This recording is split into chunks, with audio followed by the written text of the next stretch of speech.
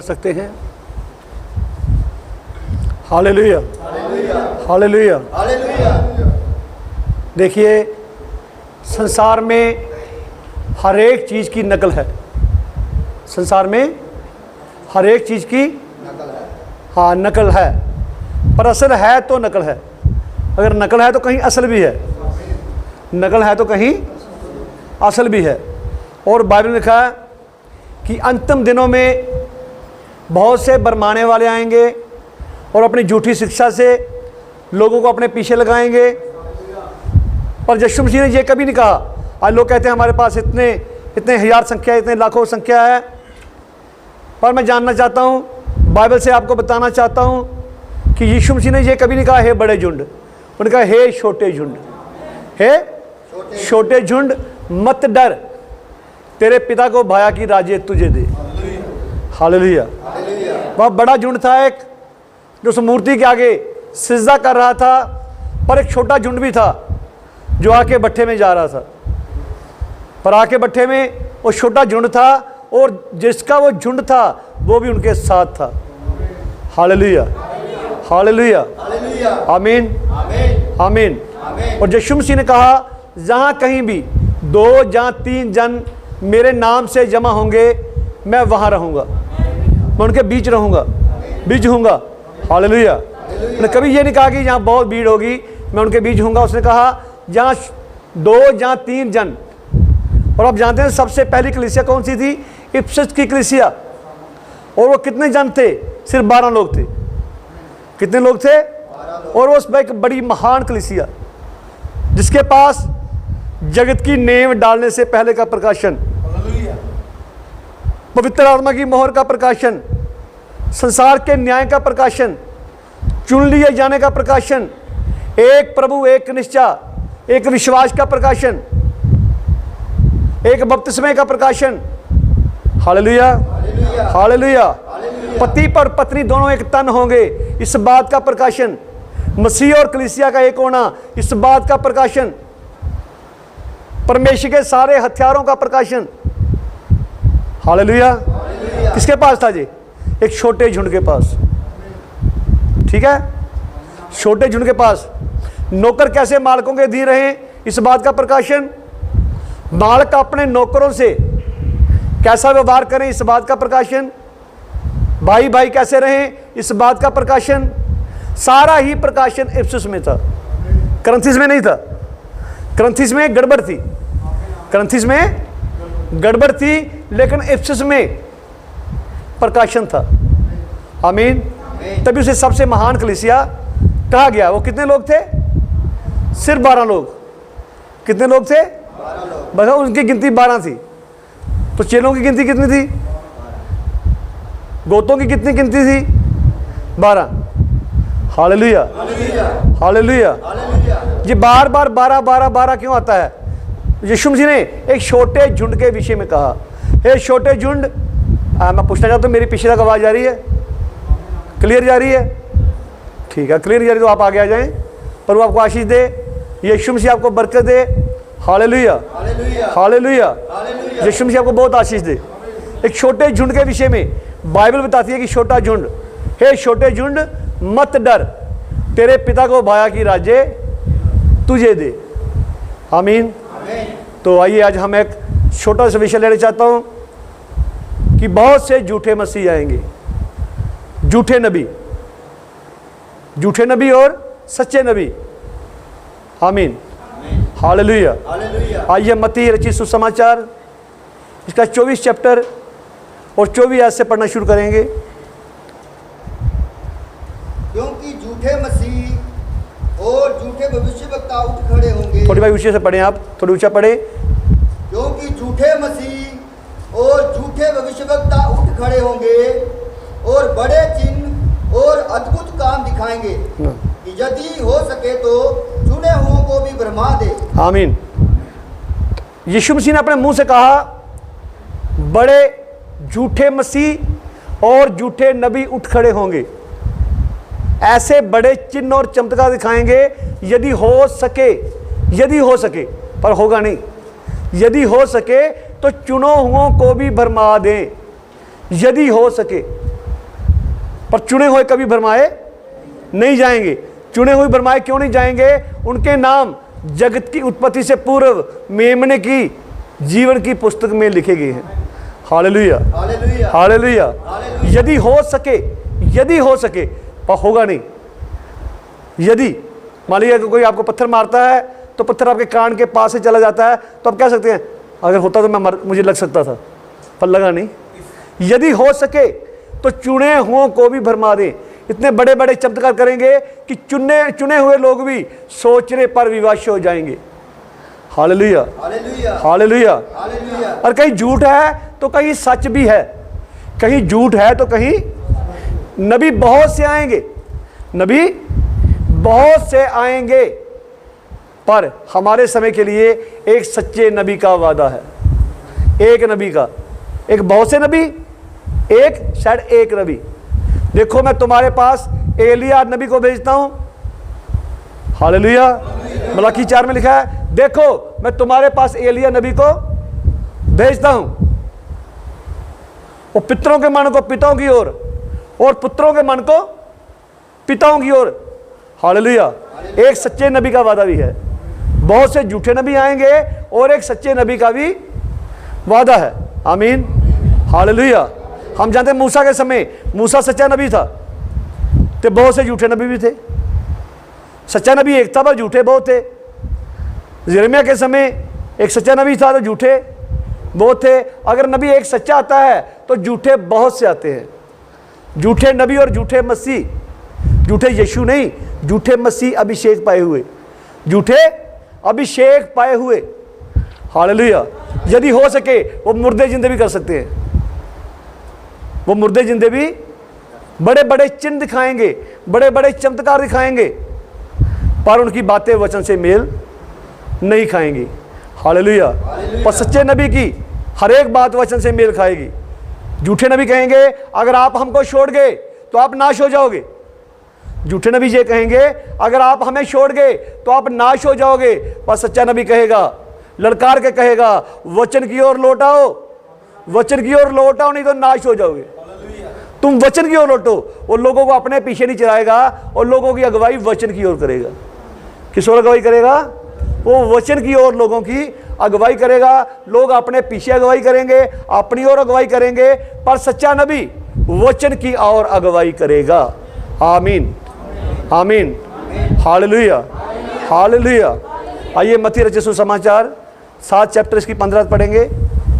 मत्ती रचित सुसमाचार 7 का 15। झूठे भविष्यवक्ताओं से सावधान रहो, झूठे नबियों से सावधान रहो। पढ़िए। जो भेड़ों के बेस में तुम्हारे पास आते हैं, जो भेड़ों के बेस में तुम्हारे पास आते हैं। पढ़िए। परंतु अंतर में वे फाड़ने वाले भेड़िए हैं। अंदर से क्या? वो अभिषेक किसका है उनके ऊपर? भेड़ियों का। अंदर से वो पाड़ने वाले भेड़िए हैं। अंदर से क्या? वो पाड़ने वाले भेड़िए हैं। आप उनके पास बैठेंगे, उनके पास दूसरों की बुराई होगी। उनको गिफ्ट दिया गया, उनको गिफ्ट दिया गया है दूसरों की बुराई करना। उन्हें एक वरदान दिया गया है कि दूसरे लोगों को तोड़ना। हालेलुया। पर चुने हुए कभी टूटेंगे नहीं। एक बार भाई हमारे भाई प्रेम के पास आया, कहने लगा भाई दास हमारी कलीसिया तोड़ देता है। कहता भाई मैंने तो कभी तोड़ते देखा नहीं, पर चाहे तो आपको सिखाने की इजाज़त नहीं है। चाहे आपकी कलीसिया कमज़ोर है, चाहे फिर भाई दास के पास सच्चाई है, चाहे उसके पास सच्चाई है, पर मैंने अभी तोड़ते नहीं देखा उसको वैसे जोड़ते देखा है। Hallelujah, hallelujah, hallelujah, hallelujah. चुने हुए कभी भरमाए नहीं जाएंगे। चुने हुए कभी भी कभी भरमाए नहीं जाएंगे। वो सच्चा नबी क्या करता है? सच्चा नबी लोगों की अगुवाई वचन की ओर करता है। कहाँ अगुवाई करता है? वचन की ओर अगुवाई करता है। आमीन, हालेलुया। और लोगों की अगुवाई अपने ओर नहीं करता, वो लोगों की अगुवाई वचन की ओर करता है। कहाँ करता है? वचन की ओर करता है। आमीन, हालेलुया। वो अंदर से पाड़ने वाले भेड़िए होंगे। बाहर से खलड़ी किसकी है? खलड़ी किसकी है? खलड़ी भेड़ की है। परंतु से पालने वाले भेड़िए। मैंने एक कहानी सुनी, एक भाई था, वो बता रहा था कि एक बार एक बंदर ने शेर की खाल ओढ़ ली। एक बंदर ने शेर की खाल ओढ़ ली और जंगल से जा रहा था। सब डर रहे थे, छोटे छोटे जानवर डर रहे थे, सब डर के भाग रहे थे, भी शेर आ गया है, शेर आ गया है। तो आगे असली शेर आ गया, आगे असली शेर आ गया। तो वो डर गया। तू कौन है? जी जी मैं शेर हूं। मैं क्या हूं? अगर शेर है तो गर्जन करके दिखा। अगर शेर है तो गर्जन करते हैं, गर्जन। अब बंदर गर्जन कहां से करेगा? अब बंदर गर्जन कहां से करेगा भाई? हालेलुया। वो खलरी छोड़कर भागा वहां से। अब बंदर गर्जन नहीं कर सकता, गर्जन तो शेर ही कर सकता है, गर्जन तो शेर ही कर सकता है। हालेलुया। और वो गर्जन से डरता नहीं है। जब शेर माँ गरजती है तो उसके बच्चे उसके करीब आते हैं, उसके बच्चे आनंद होते हैं। बाकी जानवर भाग जाते हैं, पर जो शेर के बच्चे होते हैं वो उसके करीब आते हैं। Hallelujah, hallelujah, hallelujah. हमारा पिता जब गरजता है तो हम आनंद से भरते हैं, हम आनंद से, तो दूसरे लोग नफरत से भर जाते हैं। Hallelujah, hallelujah, hallelujah. और विश्व आपको आशीष दे। बहुत से झूठे नबी आएंगे, बहुत से झूठे प्रेरित आएंगे। यदि हो सके तो चुने हुओं को भी भरमा दें। पढ़िए आगे। उनके फलों से तुम उन्हें पहचान लोगे। उनके फलों से तुम उन्हें पहचान लोगे। उनके आत्मा के फलों से तुम उन्हें, यीशु मसीह ने कहा उत्पत्ति में, हर एक बीज अपनी जाति के अनुसार फल दे। हर एक बीज अपनी जाति के अनुसार फल दे। अब गेहूं का फल देती है, गेहूं देती है। आप जानते हैं कई बीज देखने में बड़े सुंदर होते हैं। कभी आपने बबूल का बीज देखा? बबूल का, जब किक्कर कहते हैं, जिसकी दातन करते हैं, उसके बीज होते हैं, फली लगती है, उसके बीज बड़े मुलायम नर्म होते हैं। देखने में, मुंह में डालो आप बहुत मुलायम लगेंगे, नर्म लगेंगे, हाथों में पकड़ो ऐसे बड़े नर्म लगेंगे। पर जब बोएंगे तो उसके बीच में से कांटे निकलेंगे। जब वो उगेगा तो बीच में क्या निकलेंगे? वो कांटे कहाँ थे? वो कांटे उसी के अंदर थे, कांटे बीज के अंदर ही थे। बहुत से लोग देखने में बड़े अच्छे लगते हैं, बड़ी देखने में बड़े सुंदर लगते हैं, बोलने में लगता है कि ये बड़े सही बोल रहे हैं, लेकिन वो कांटों का बीज, नफरत का बीज उनके अंदर ही होता है। Hallelujah, hallelujah, hallelujah. अगर आपने जन्म परमेश्वर से लिया है तो आपके अंदर परमेश्वर के फल होंगे। आप उनके फलों से उन्हें, कौन से फल? 9 फल तो आत्मा के हैं, पर ये बीज के फल की बात लिखी है। वो कौन से फल हैं? पहला फल विश्वास है। नबी कहता है 7 गुण 7 फल भी हैं, जो 7 गुण 7 फल भी हैं। तुम उनके फलों से उन्हें पहचान लोगे। उनमें धीरे नहीं होगा, विश्वास नहीं होगा, होगा लेकिन जैसे उसकी पहचान है, उस पहचान के साथ नहीं होगा, उस पहचान के साथ नहीं होगा। Hallelujah, hallelujah. पवित्र आत्मा का बपतिस्मा क्या है? इन 7 गुणों के ऊपर जब फिर पवित्र आत्मा उतरता है, ये पवित्र आत्मा का बपतिस्मा है। हालेलुया। आप जानते हैं, आप एक कोयला लो, कोयला काला होता है ना, इसको दूध से दो तो भी काला, पानी से दो तो भी काला। ये बदल नहीं सकता, ये काला ही रहेगा, ये काला ही। इसे बदलने के लिए क्या करना पड़ेगा? इसे आग में डालना पड़ेगा। जब इसे आप आग में डालेंगे तो ये इसका रंग चेंज हो जाएगा। तो आग के पास एक पावर है, आग के पास एक रूपांतर करने की शक्ति है, वो आपको बदल सकती है। हालेलुया। आग क्या करती है? आग बदल देती है। आग बदल देती है, बदलती है ना आग। तो जब पवित्र आत्मा की आग आएगी, आपके अंदर से हर एक बुराई को वो नष्ट कर देगी। आमीन, हालेलुया, हालेलुया। तो तुम कुंदन सोने के समान शुद्ध हो जाओगे। आमीन, हालेलुया। हमें कौन शुद्ध कर सकता है? पवित्र आत्मा और आग का बपतिस्मा। आमीन। और ये 7 गुणों के ऊपर ही आता है, ऐसे कभी पवित्र आत्मा का बपतिस्मा नहीं हो सकता। कोई नबी ने कहा है कि 7 गुणों के ऊपर पवित्र आत्मा का बपतिस्मा आता है। पर जब ये 7 गुण ही नहीं होंगे तो फिर तुम उन्हें पहचान लोगे, उनके गुणों के द्वारा तुम उन्हें पहचान लोगे। हालेलुया। हालेलुया। दूसरा करंथिस 11 चैप्टर, इसकी हम 13 से पढ़ेंगे। क्योंकि ऐसे लोग झूठे प्रेरित, मैंने ऐसे लोग देखे हैं कि एक भाई के ऊपर वो कहता कि मुझे मेरे पास पिलर ऑफ फायर है, फोटो में पिलर ऑफ फायर आया।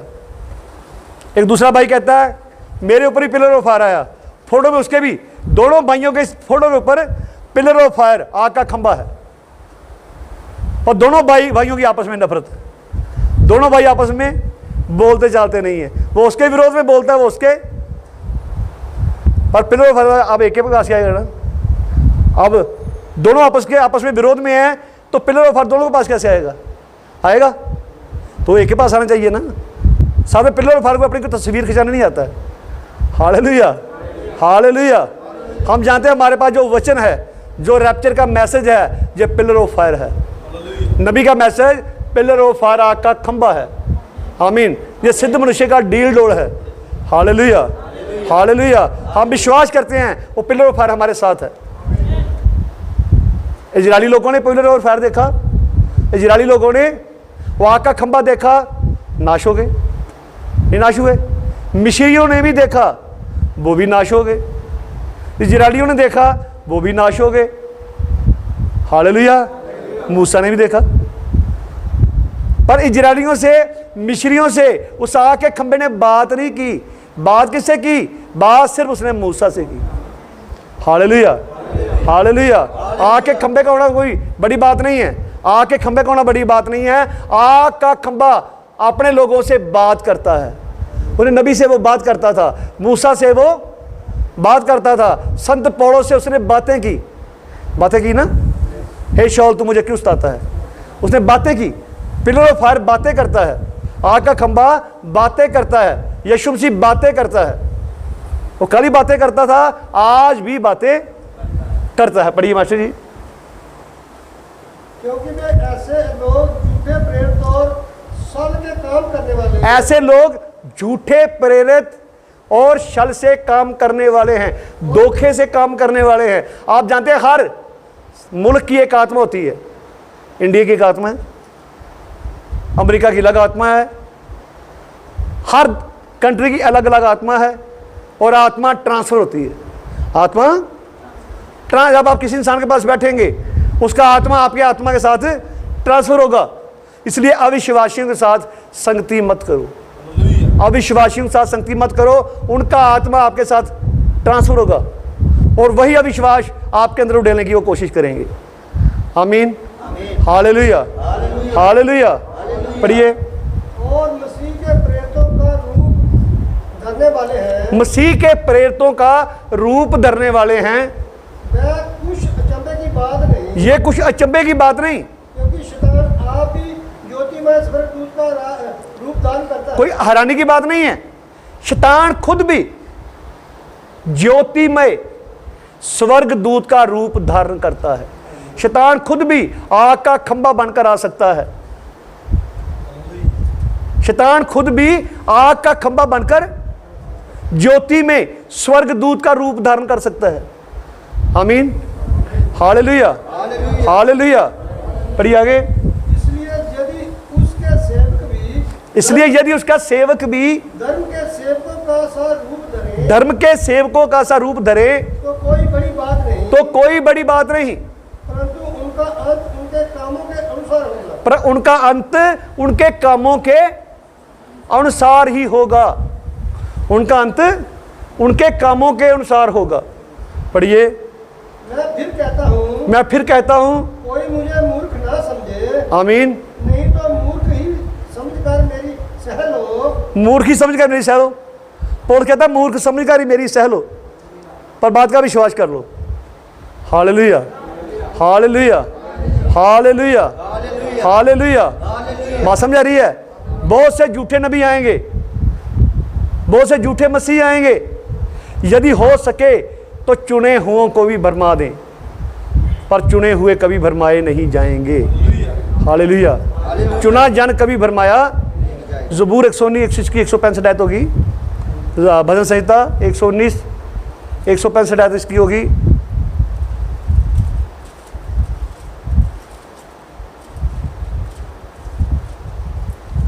व्यवस्था से प्रीति रखने वालों की बड़ी शांति होती है, तेरी व्यवस्था से प्रेम रखने वालों को बड़ी शांति होती है, और उनको कुछ ठोकर नहीं लगती। और उन्हें कोई ठोकर नहीं लगती। बात समझाई? वो कभी भरमाए नहीं जाते। वो ये नहीं था कि मुझे उस भाई से ठोकर लग गई, मुझे उस बहन से ठोकर लग गई, उन्हें कोई ठोकर नहीं लगती। चुने हुए जन को कोई ठोकर नहीं लगती। और ठोकर लगे चला भी जाए तो फिर लौट के आएगा, जैसे उड़ाऊ पुत्र था, फिर आके वो पश्चाताप करेगा। Hallelujah, hallelujah. लेकिन कल मैंने भाई बहनों को कहा कि बात सख्त थी, पर किसी ने ठोकर नहीं खाई। ठोकर आ गई बैठी, कोई ठोकर नहीं है। आमीन, आमीन, हालेलुया, हालेलुया, हालेलुया। चुना जन कभी भी ठोकर नहीं खाता है। चुना जन कभी भी ठोकर नहीं खाता है। चुना जन कभी ठोकर नहीं खाएगा। Hallelujah, hallelujah. चुना हुआ जन कभी भी ठोकर नहीं खाएगा। संसार ठोकर खा सकता है, पर चुना जन कभी ठोकर नहीं खाएगा। वो जानता है कि बहुत से झूठे मसीह आएंगे, वो जानता है बहुत से झूठे नबी आएंगे। हालेलुया। पर वो पहचानता भी है। देखा, तुम उन्हें उनके फलों से पहचान लोगे। एक भाई एक बार मेरे सामने किसी की बुराई कर रहा था, तो मैंने बोला भाई आप इस बात को बंद करें, इस बात से कोई आपका बड़ा है, आपकी कोई भलाई है। चुप हो गया। क्या मैंने बोला क्या चलो मेरी कोई भलाई है? कहता नहीं। तुम जिस बात में ना मेरी भलाई है ना तेरी भलाई है, वो बात करने का फ़ायदा क्या? क्यों टाइम पर बात कर रहे हैं?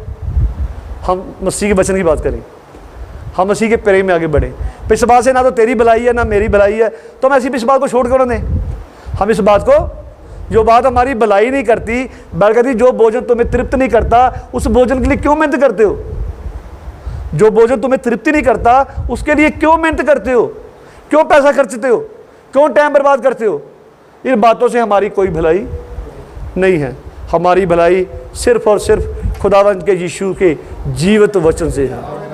आमीन, आमीन, हालेलुया, हालेलुया, हालेलुया।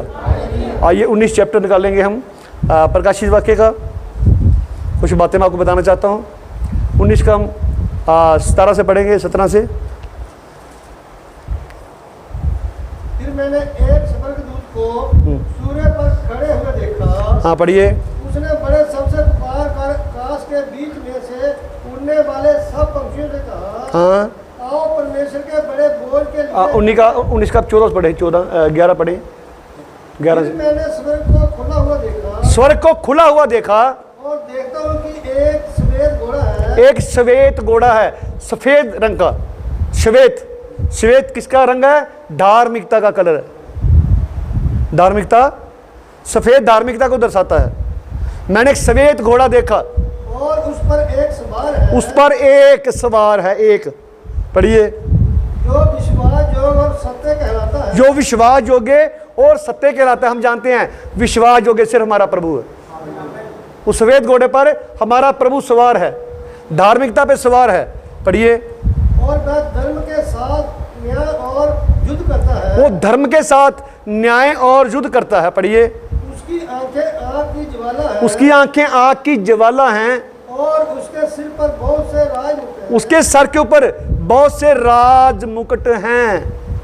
पढ़िए। उस पर एक नाम लिखा है। उस पर एक नाम लिखा है जिसे उसको छोड़ और कोई नहीं जानता। जिसे उसे छोड़ और कोई नहीं जानता।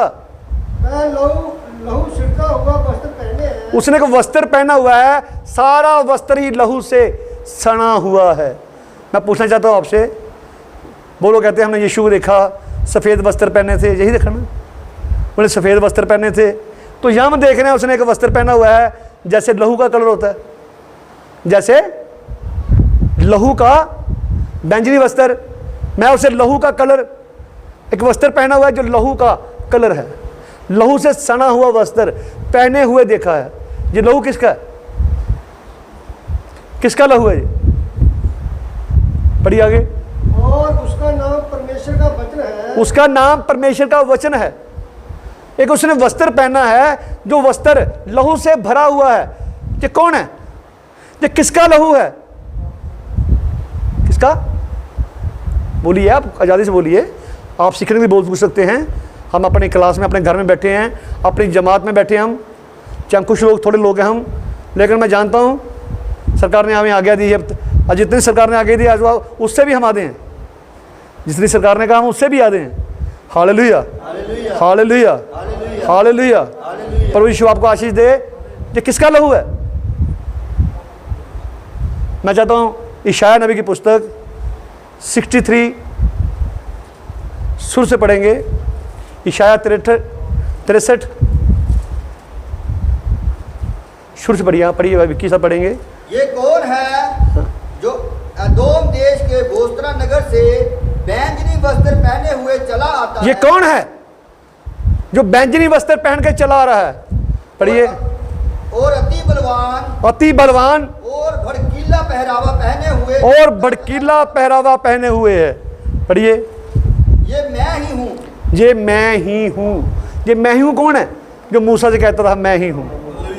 ये मैं हूँ जो धर्म से बोलता और पूरा उद्धार करने की शक्ति रखता हूँ। जो धर्म से बोलता और पूरा उद्धार करने की शक्ति रखता हूँ। पूरा उद्धार करने की शक्ति कौन रखता है? हमारा प्रभु यीशु मसीह रखता है। पढ़िए। तेरा पहरावा क्यों लाल है? फिर क्वेश्चन करता, प्रभु तू तो सफेद वस्त्र में होता था, आज तेरा पहरावा क्यों लाल है? पढ़िए। क्या कारण है? हाँ। कि तेरे वस्त्र होद में दाग रौंदने वाले के समान है। तेरे वस्त्र ऐसे जैसे किसी ने होद में दाखों को रौंदा हो। पढ़िए।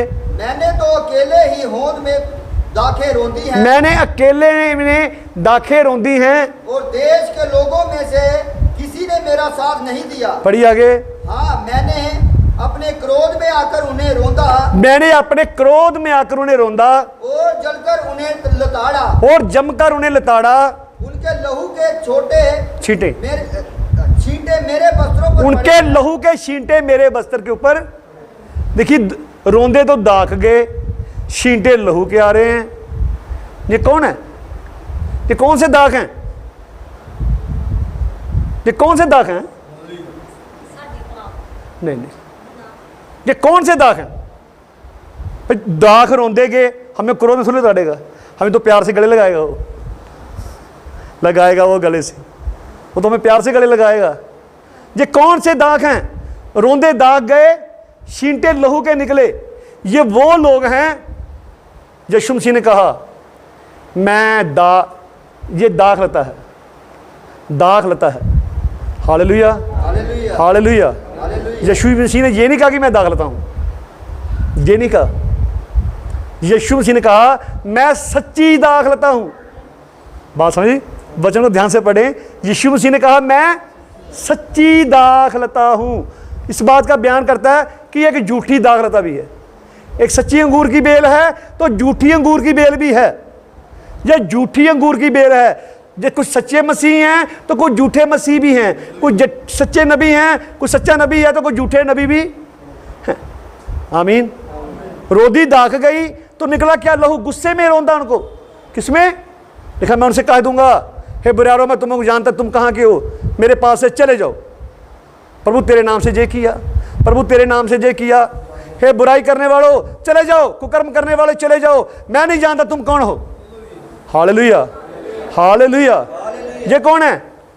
ये भी दाख लता है, ये भी अंगूर हैं, ये भी दाख है। पर यीशु ने कहा मैं सच्ची दाख लता हूँ। कभी आप जब पढ़ेंगे ना यूहन्ना 15 जब पढ़ेंगे, वहाँ यीशु मसीह ने ये नहीं कहा कि मैं दाख लता हूँ, उन्होंने कहा मैं सच्ची दाख लता हूँ। मैं सच्ची दाख लता हूँ। वो जानता था एक झूठी दाख लता भी होगी, एक झूठी। संसार में बहुत से झूठे मसीह हैं, बहुत से झूठे नबी हैं। यीशु मसीह सफ़ेद घोड़े पे सवार है ना, तो शैतान भी सफ़ेद घोड़े पे सवार है।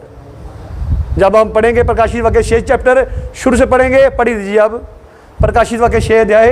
शैतान भी सफ़ेद घोड़े पे सवार है। फिर मैंने देखा कि हाँ शुरू से। फिर मैंने देखा कि मेमने ने उन 7 मोहरों में से एक को खोला। मेमने 7 मोहरों से एक को खोला और उन चारों प्राणियों में से एक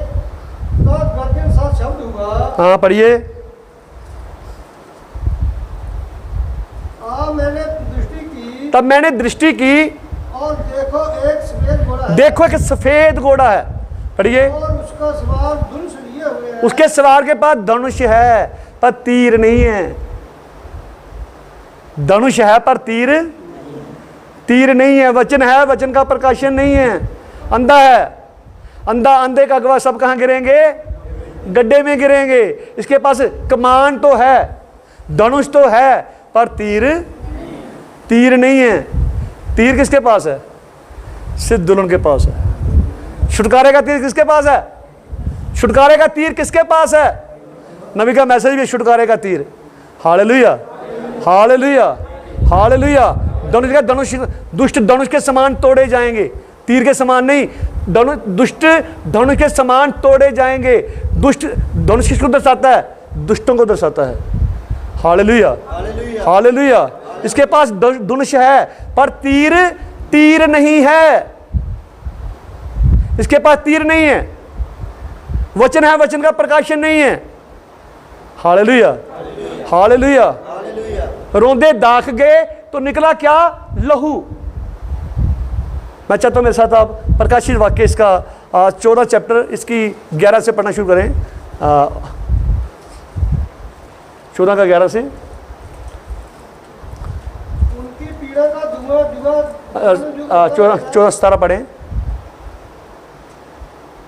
फिर मैंने एक और स्वर्गदूत उस मंदिर में से निकला, एक और दूत उस मंदिर से निकला जो स्वर्ग में है, जो स्वर्ग में है, और उसके पास भी चोखा हंसुआ था। उसके पास चोखा हंसुआ था। हंसुआ जानते किसको कहते हैं? दातरी को। हंसुआ किसे कहते हैं? उसके पास चोखा हंसुआ था। पढ़िए। फिर एक और स्वर्गदूत जिसे आग पर अधिकार था, एक और स्वर्गदूत जिसे आग पर अधिकार था, वेदी में से निकला, वेदी में से निकला, और जिसके पास चोखा हंसुआ था, जिसके पास चोखा हंसुआ था, उससे ऊंचे शब्द से कहा, अपना चोखा हंसुआ लगाकर हाँ, पृथ्वी की दाखलता के गुच्छे काट ले। अपना चोखा हंसुआ लगाकर पृथ्वी की दाखलता के गुच्छे, पृथ्वी की दाखलता के गुच्छे किसके?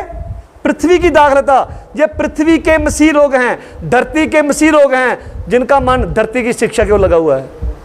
Hallelujah, hallelujah, hallelujah. ये दाखलता धरती की है, पर यीशु कहता तुम इस संसार के नहीं हो, मैंने तुम्हें संसार से मोल ले लिया है। संसार तुमसे इसलिए नफरत करता है कि मैंने तुम्हें संसार से मोल ले लिया है। पर ये पृथ्वी की दाखलता है, झूठी दाखलता है। ये झूठे मसीह हैं, ये झूठे नबी हैं। पृथ्वी की दाखलता कहते हैं हम अंगूर की बेल हैं, हम उसकी टहनियाँ हैं। हालेलुया। पर यीशु ने कहा मैं सच्ची दाखलता हूँ। वो जानता था कि झूठी दाखलता भी होगी। हालेलुया। ये पृथ्वी की दाखलता है। पढ़िए।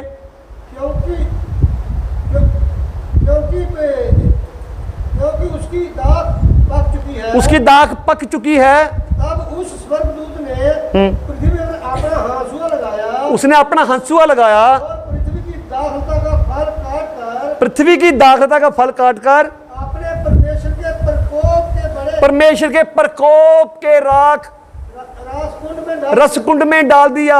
अगर सच्चे नबियों को डाल, क्या सच्चे मसीह लोगों को डालेगा वो प्रकोप वाले में? नहीं नहीं नहीं।